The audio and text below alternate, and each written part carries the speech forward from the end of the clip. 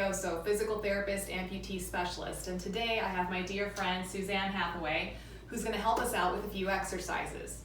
So if you watched the previous video, I told you about proprioception and how important it is to learning how to use your prosthesis. Proprioception is your body's ability to know where it is in space. And the better your proprioception, the better you're going to walk. So here are a couple of very simple but very effective exercises that are going to help you with this. Now remember, in order to learn proprioception, you have to feed your brain through the visual system, vestibular system, and the proprioceptors, those Pac-Men we talked about located in your muscles. So the very first thing is learning how to stand properly, and I like to call it the square up position.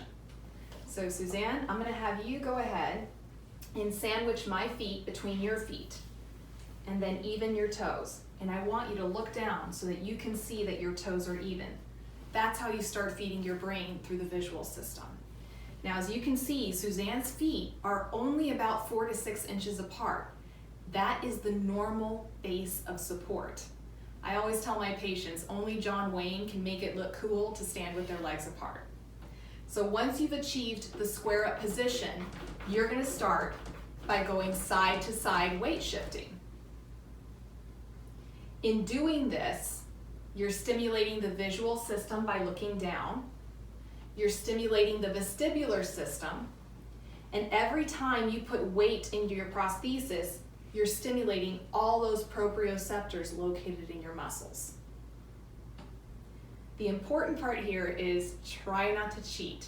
Try to go ahead and put your weight into the prosthetic side. You good?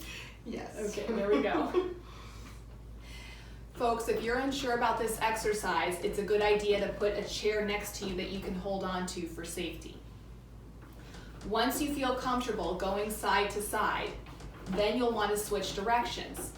Keep the square up position and then start moving forward to back, forward and back. What I really love about this exercise is not only are you feeding visual, vestibular, and proprioceptor systems, but you're also getting your body used to moving from heel to toe. This is a great preparation for taking those first steps. Once you're comfortable going forward and back, then we're going to go ahead and move on to the diagonals.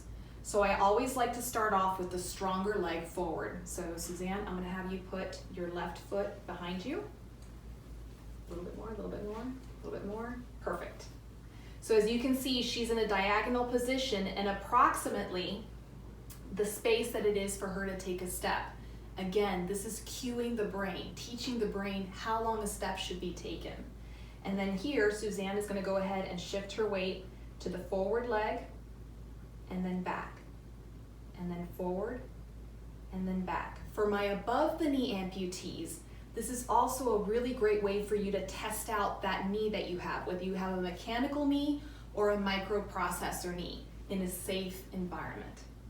So you're going to go forward and back, forward and back. Once you're comfortable doing the diagonals with your sound leg forward, then it's time to switch legs.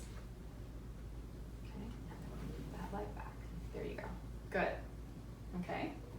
So now she's going to come forward to the prosthetic side and then back to the right leg. Again, for my above the knee prosthetic users, this is a good way for you to start testing out that knee and feeling how much pressure you can put on that toe before the knee starts to bend. Once again, for safety purposes, I recommend that you either use a chair on one or both sides for safety. All right, so she's going to keep coming forward and back, forward and back. Very good. Last and certainly not least, once you feel comfortable doing side to side, forward and backward, and both diagonal positions, then we're going to combine all the positions in one of my favorite exercises called the clock. So to do the clock, you're going to square up again, making sure those toes are nice and even, and then you're going to pretend that you're in the middle of a clock. Forward is 12 o'clock. So she's going to come forward at 12, and then back to midline. Then 1 o'clock, back. 2 o'clock, back. 3 o'clock, good.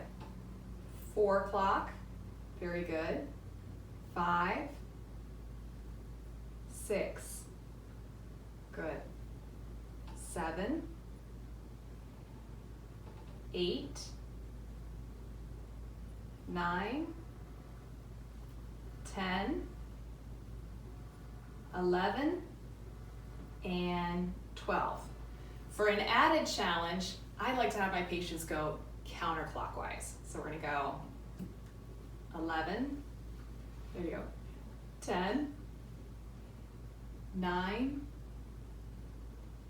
8, 7, 6, good, 5,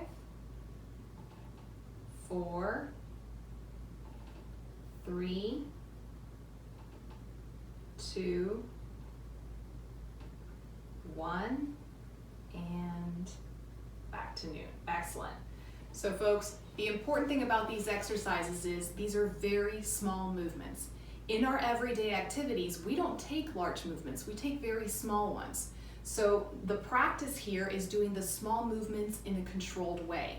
For those of you who are just starting out, hold on with 2 hands with a chair, and as you become more comfortable, you can remove 1 hand and eventually working your way to doing these exercises without hands at all. And as I mentioned in the previous educational video, these are exercises that I give my beginner amputees as well as my more advanced athletes. This helps kind of reboot the brain and cue the brain that this is in fact your leg. So thank you to Suzanne for being my patient model today. And folks, if you haven't already, stick around. I'm going to be interviewing Suzanne on her beautiful personal journey. See you soon.